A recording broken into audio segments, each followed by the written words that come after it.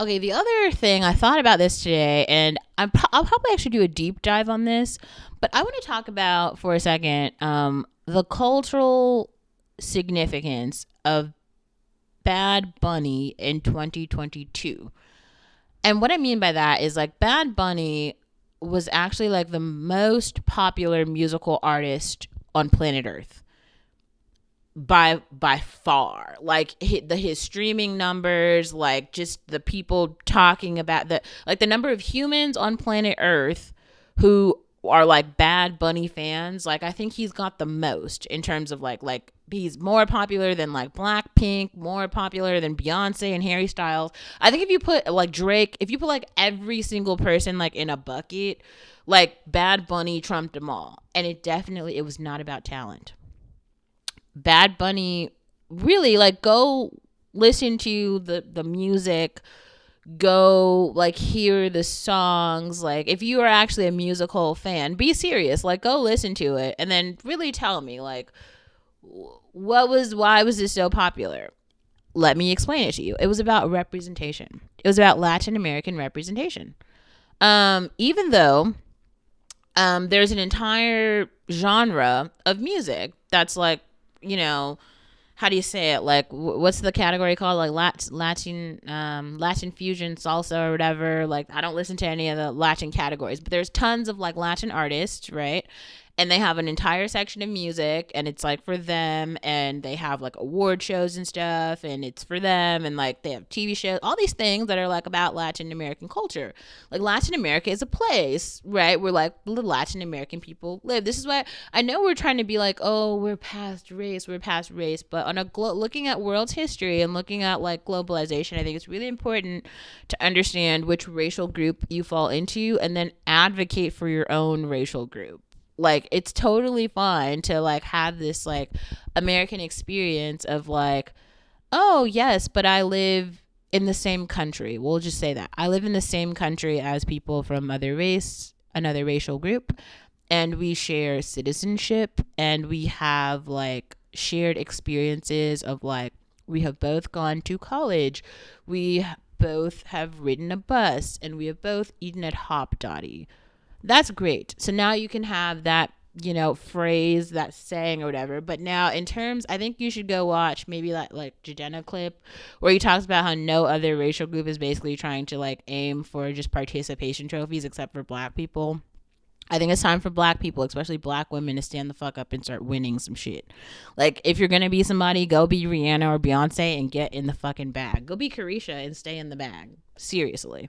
Anyway, so going back, um, where was I going with it? Oh, okay. So Bad Bunny, he's not like very talented, and he's not even very attractive. Like I've seen like way hotter like Latin guys than like Bad Bunny, but like that's the one that everyone chose or whatever. Okay, that's fine. Like I think Maluma is a really good example of someone who's just like a really attractive like Latin guy. Like okay, give me Maluma over Bad Bunny any day. Um, but I think what Bad Bunny did is he was able to like, how do you say, like communicate these like shared experiences of like having a cocktail, of like just being like a pretty girl who like walks down the street, having an apartment, like trying on clothes. What are some other like shared experiences that just modern people in the developed world are having, like or it's like the Mia Mia thing where the song was like about how like, if another guy comes up to you, you tell that guy that you're with me, like that's what he wants the girl to say. That some of these songs like make sense, right? And then they're kind of like boppy, like they've got a little beat, but like we have a genre called pop, and we've had those types of songs before. So I guess I just want, if you're like a musical critic, I just kind of want you to think about that for a second. Like almost like this, it's almost like we're trying to, for some reason, push to everyone else, which is like I'm not a part of the Latin American community at all. I really don't care who their popular artists are. Like I'm not going to listen, mostly just because like I'm not interested. Like I just don't have any shared experiences.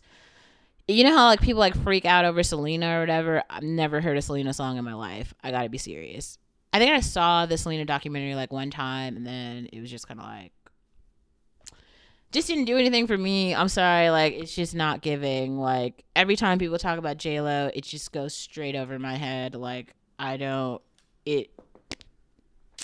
I missed that boat. Anyway, so yeah, I especially if you're like a black woman, maybe think about that, and then think about for yourself like what representation are we getting in terms of like our artists, which is why I continue to try to like promote and push black artists who are like sharing their own experience, their own very unique black American experiences, which even though they're not like that uplifting, like the Summer Walker EP is kind of like tragic in a sense, right? Like she's actually not living a soft life. The whole thing, I mean, she's got money, but like her experiences are trash, and that's awful because Summer Walker should have more. Summer Walker deserves more. I wish that that wasn't Summer Walker's experience. I'm really happy though that she genuinely shared her real experience so that other black girls can fucking learn from it. Representation is really important.